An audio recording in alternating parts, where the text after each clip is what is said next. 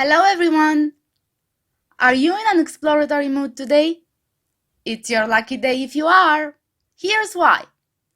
You're a book fan that hit the jackpot. Or maybe not. Here are some letters of apology that famous writers are supposed to have imagined their characters sent at some point. And they somehow got lost on the bottom of a box that you happened to find in a corner of your room you didn't even know existed. Read them and decide which of them could have been forged. Underline the expressions you consider to be suspicious. Then use reported speech to talk about what gave it away. My name is Oana Puiu. I am an English teacher at school number 66 in Bucharest. And today, with my help, you can discover if these letters are real or forged. What do you say? Are you up for it? Here are some hints to help you through your quest. First of all, you should get familiar with the novels in which the characters appear.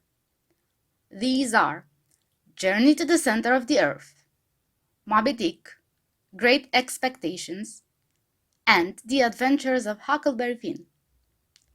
Then, you should use the general guidelines to writing apology letters to help you understand what the steps to writing an appropriate apology letters are.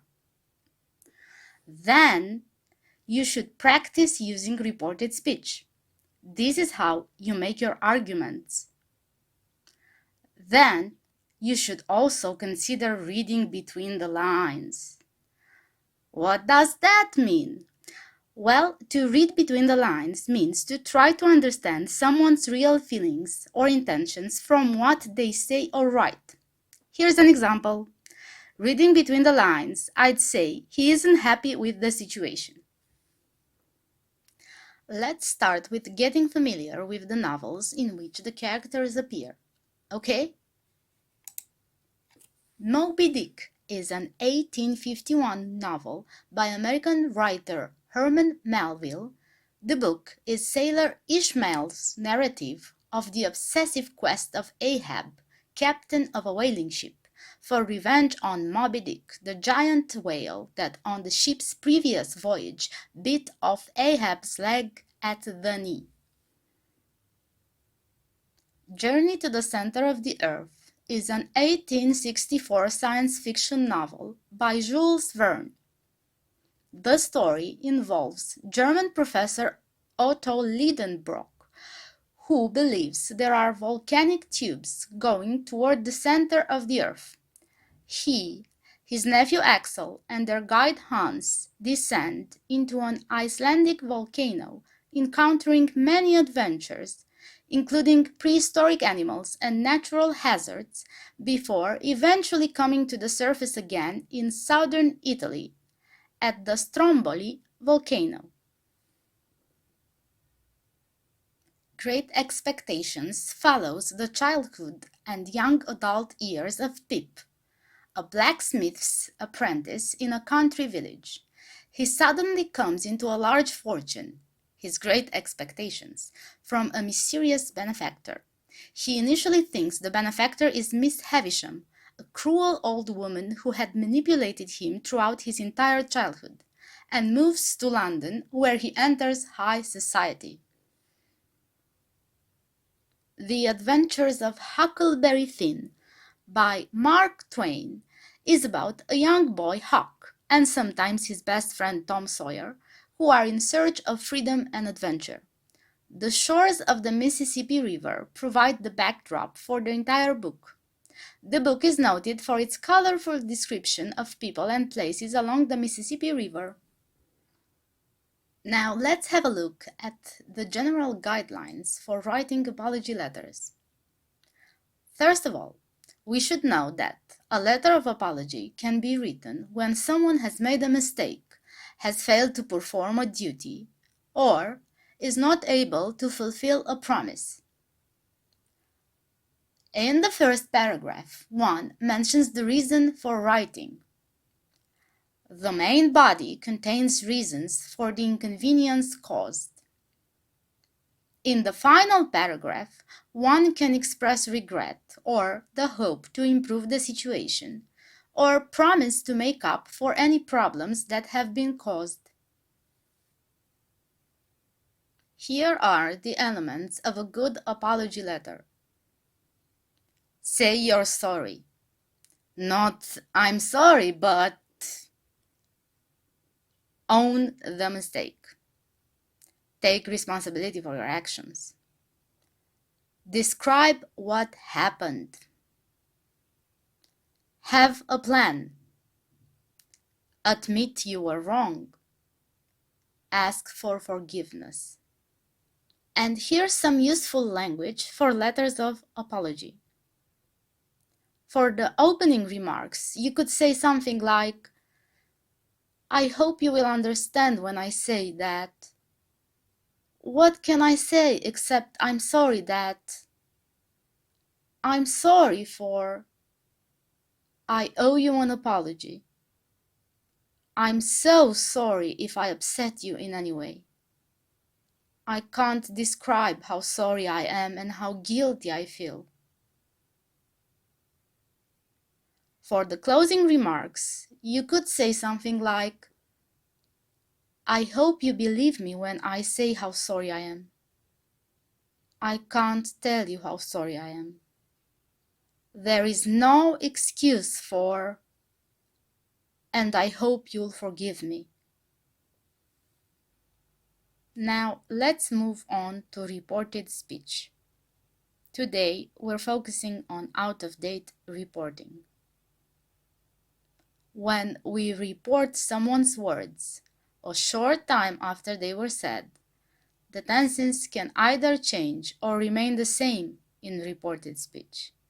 For example, I'm seeing in direct speech changes to he is seeing or he was seeing in reported speech. This is called up-to-date reporting. When we report words that were said a long time ago, like in the case of some long-lost letters, the tenses usually change. This is called out-of-date reporting. Now, here's what happens to the tenses in out-of-date reporting. For the present simple, when we have a sentence like, I watch TV in the morning, he said. In reported speech, this turns to past simple. He said he watched TV in the morning. For present continuous, I am watching TV now, he said. We turn it to past continuous in reported speech. He said he was watching TV at the time. For present perfect simple, I've already watched TV today, he said. We turn it to past perfect simple. He said he had already watched TV that day. For present perfect continuous, I've been watching TV for 4 hours, he said. We turn it to past perfect continuous. He said he had been watching TV for 4 hours. Also, pay attention to what happens to the adverbs. Now, from direct speech, turns to at the time. Today, from direct speech, turns to that day. Past simple. I watched TV yesterday, he said. Either turns to past perfect simple or remains past simple. He said he had watched TV the previous day, or he said he watched TV the previous day. Past continuous. I was watching TV when you called, he said. Either turns to past perfect continuous or remains past continuous. He said he had been watching TV when you had called, or he said he was watching TV when you had called. Past perfect simple. I had already watched TV by the time you got home, he said. Remains past perfect simple. He said he had already watched TV by the time I got home. Past perfect continuous. I had been watching TV for 4 hours by the time you got home, he said. Remains past perfect continuous. He said he had been watching TV for 4 hours by the time I got home. Future simple. I'll watch TV tomorrow, he said. Turns to future in the past. He said he would watch TV the next day. Future continuous. I'll be watching TV this time next week, he said. Turns to future in the past. He said he would be watching TV that time next week. Also, pay attention to what happens to the adverbs. Tomorrow turns into the next day. This time next week turns into that time next week. So far, we have learned about the novels in which the characters appear. We've studied the guidelines to writing apology letters. We've looked at sentences in the reported speech. Now's the time to read between the lines. Let's have a look at the letters and see whether they are real or forged. This is the first letter. It's from Ahab to Moby Dick. I want to issue a public apology to you for 1. Not thinking about you all the time before I go to work. 2. Borrowing a harpoon from a friend instead of making you a new one. 3. Not showering for 3 days this week. And 4. Telling you I'll cook dinner for us and then just making steamed carrots. I'll try to be a better human being, I swear. Here's a possible answer.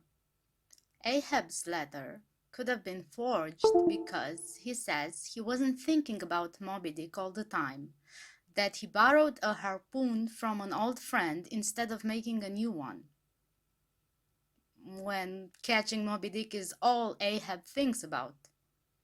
This means that making his own harpoon would probably be on his list of things to do. He also said that he would cook dinner for Moby Dick and himself. And we know they are not on friendly terms with each other. The not showering for 3 days part of the letter is debatable. There are no closing remarks in the letter. The character does not promise to make up for the problems that have been caused. This leads us to believe that the letter might be forged. This is the second letter, from the center of the earth to the professor in Journey to the Center of the Earth. Dear Professor, I'm sorry that I wasn't very hospitable when you visited me in Iceland. I will say it to others soon enough, and I say it to you now. It was the best available option. Ta-ta for now, the center of the earth. The second letter could have been forged because the center of the earth says it was sorry it wasn't very hospitable when the professor visited, and that it was the best available option at the time. And it is improbable that Jules Verne would have wanted the center of the earth to speak, or that he would have wanted it to do so in an ironical manner. But it could be authentic if we accept this hypothesis. Still, The character does not promise to make up for the problems that have been caused and adds that others will be subjected to the same treatment. This leads us to believe that the letter may be authentic, but that it is not a proper apology letter. Here is another letter. This is from Miss Havisham to Pip, the character from Great Expectations. Pip, words cannot begin to express how sorry I am that your faith in me was severely damaged by my comically brilliant but not less sadistic prank. You must understand that it was all meant in fun. I must therefore humbly ask your forgiveness. I ask you to remember that I'm the only possible match you should ever need a bone marrow transplant. I think that counts for more than one prank, especially one that I'm going to use again on someone else. Sincerely, Miss Havisham.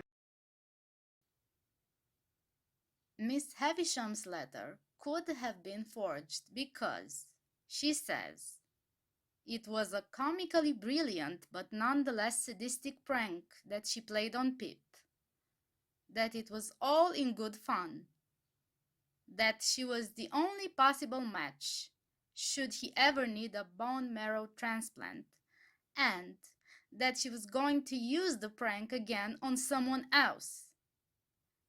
This does not resemble something the character in Great Expectations would say, and, again, the character does not express remorse, nor does she promise to make up for the problems that have been caused, and adds that others will be subjected to the same treatment. This letter is from Huck to Tom, the characters from The Adventures of Huckleberry Finn. Miss Douglas made me write you this note. This is about the food I stole from you last week. All I want to say sorry for is not being sorry, because I try to feel sorry, but I don't. Huck. Huck's letter could be authentic because the words are consistent with his usual manner of expressing himself when saying he was made to write the note regarding the food he had stolen the previous week. But there are no closing remarks in the letter. The character does not promise to make up for the problems that have been caused and does not express remorse, adding that he was sorry for not feeling sorry, although he had tried to be sorry, but he really wasn't. So this leads us to believe that the letter could be authentic, but that it is not a proper apology letter. Now here's a letter from Christian Sperling to humanity. It's been 60 years since I've been carrying this light on my shoulders. I suddenly feel the need to confess. You know that famous picture of the Loch Ness Monster? One day I decided to add a long neck and a small head to a toy submarine, go down to a lake and take some pictures of it. Being on my deathbed and all, hope this doesn't affect my reputation. Oh well, I lied. There you have it. Hope you can forgive me.